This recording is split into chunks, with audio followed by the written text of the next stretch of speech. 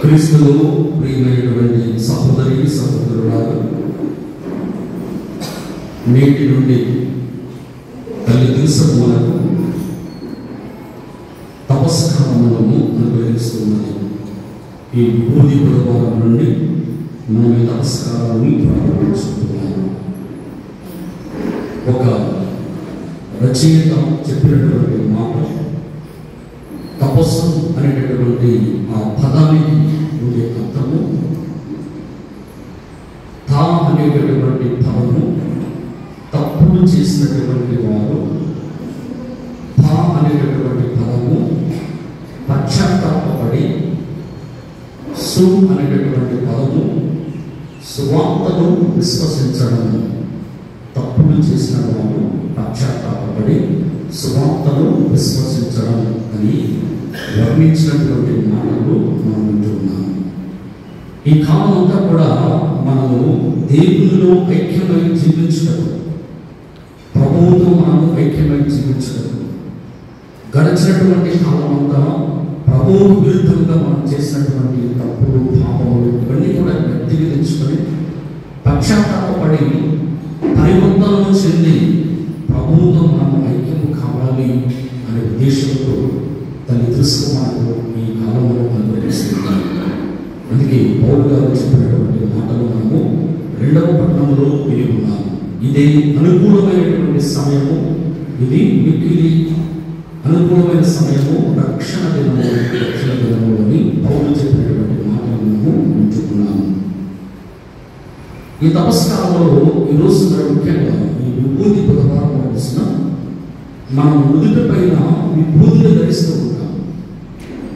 ఎందుకు విభూతిని ధరిస్తూ ఉంటాము? ఈ విభూతిని ధరించడం ద్వారా అందులో ఉండేటటువంటి పరమార్థం ఏంటి, ఏమి అర్థాన్ని మనం గ్రహిస్తున్నాము, ఈ విభూతి ద్వారా మనం పొందేటటువంటి సత్యం ఏంటి?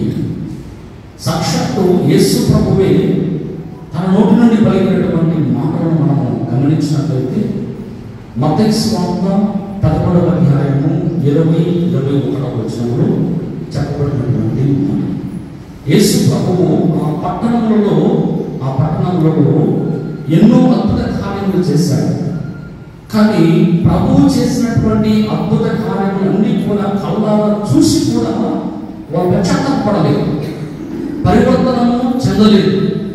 అలాంటి సమయంలో యేసు ప్రభువు ఒక మాట అన్నాడు, అయ్యో కొరాజీను పురమా, అయ్యో బెత్సయిదా పురమా, మీ యందు చేసినటువంటి అద్భుత కార్యములు తూరు సీదోను పట్టణంలో చేసి ఉంటే వారు పశ్చాత్తాపపడి మారు మనసు పొంది బూడిద పూసుకొని వారు పరివర్తనము చెందేవారు అన్నాడు.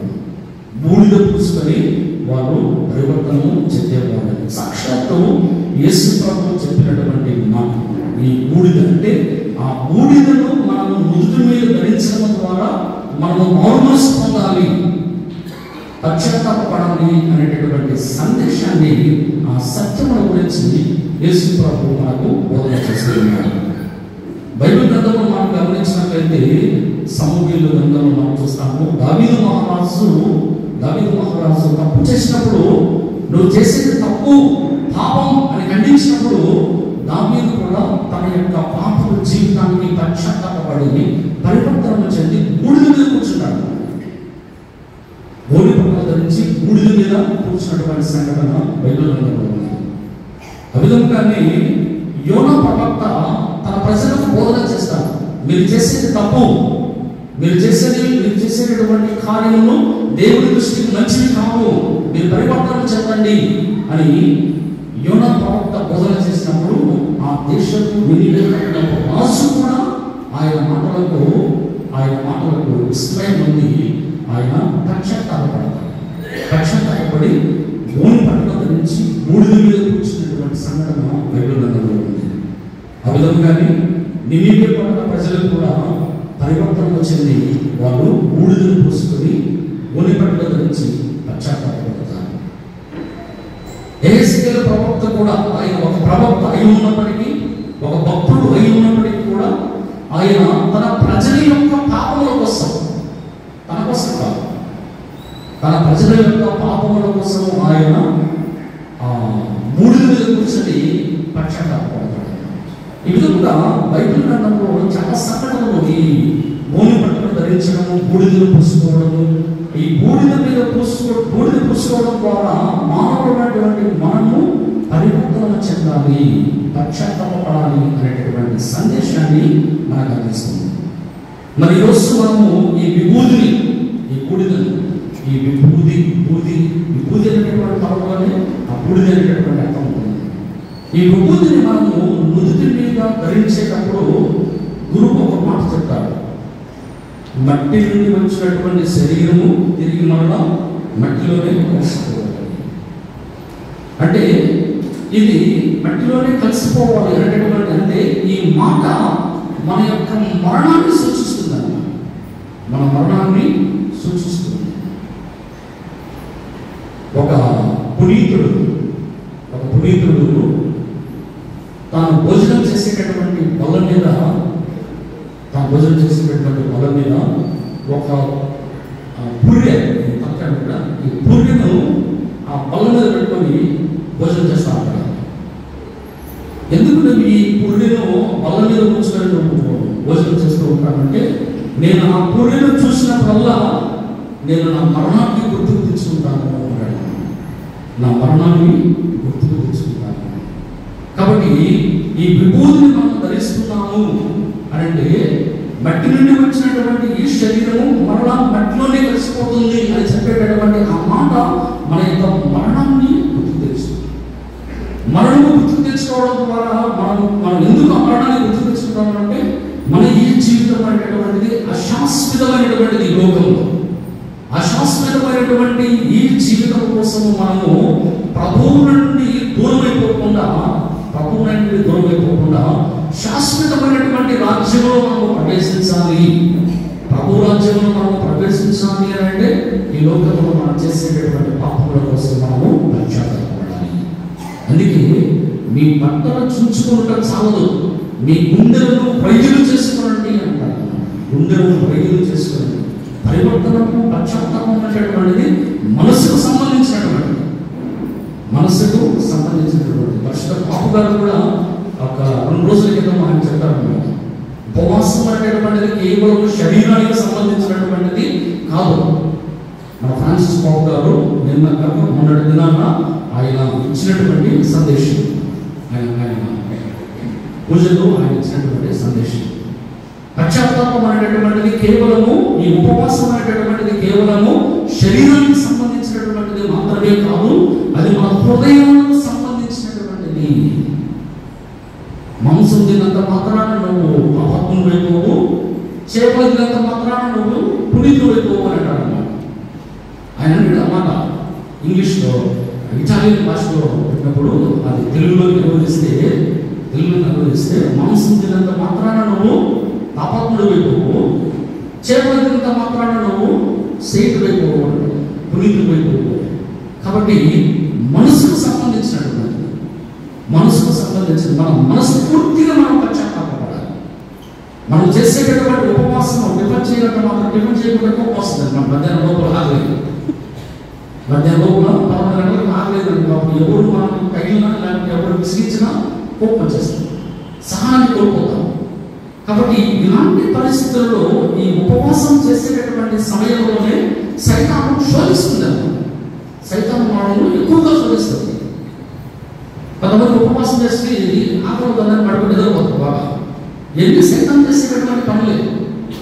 నీవు ఉపవాసం చేసినప్పుడు ప్రభువును స్మరించుకోవాలి, ప్రభువును ఐక్యం కావాలి.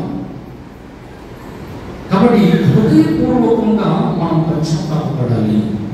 మన మనస్సు, మన శరీరము రెండు కూడా ప్రభువుకు మనము పరిపూర్ణంగా సమర్పించుకోవాలి. ప్రభుత్వం మనం ఐక్యమై జీవించాలి. సాక్షాత్ యేసు ప్రభువు కూడా 40 దినాల పాటు ఆయన ఉపవాసం చేసినప్పుడు సైతాన్ని శోధించింది. మనం కూడా మనము ఉపవాసం చేసేటప్పుడు సైతాన్ని మనము శోధిస్తుంది. ఈ శోధనలో మనము పడిపోకూడదు. మనం ఉపవాసం చేస్తాము, దానధర్మాలు చేస్తాము, ప్రార్థన చేస్తాము, కానీ తోటి మనుషులతో మనకు సత్సంగం ఉండదు. పరిశుద్ధ పాపు గారు ఫ్రాన్సిస్ పాప చెప్పినటువంటి మాటలు, నీవు ఉపవాసం చేసి నీ తల్లిదండ్రులను లక్ష్య కట్టవద్దు. నీ ఉపవాసం చేసి నీ పిల్లలను నీ తల్లిదండ్రుల దగ్గరికి పోనీ కూడా నువ్వు చేయవద్దు. ఇవన్నీ కూడా మనకు తెలిసి తెలియకుండా మనం ఇలాంటి తప్పు చేస్తూ ఉంటాము. కేవలం పాపం చేయడము, తప్పు చేయడం అంటే ఏదో దేవుడి దృష్టిలో మనము తప్పులు చేసేటువంటి అంటే అవి అనుకుంటాం. ఇంట్లో భర్త భార్యతో సరైనటువంటి సంబంధాలు, భార్యకు భర్తకు సరైనటువంటి ప్రేమ బంధాలు, తల్లిదండ్రులకు బిడ్డలకు మధ్య సరైనటువంటి అవగాహన ఉండదు. ఒకరినొకరు మాట్లాడుకోరు. నువ్వు ఉపవాసం చేస్తావు, ఇంట్లో ఒకరినొకరు మాట్లాడుకోకుండా జీవిస్తావు. దానివల్ల ప్రయోజనమే. కాబట్టి ఉపవాసం చేయడం అనేటటువంటిది, పశ్చాత్తాపడడం అనేటటువంటిది, ఈ అనుగ్రహ కాలము అనేటటువంటిది మనం మారాలి. మారు మనసు పొందాలి, మనసు మారాలి, మనసు మారాలి.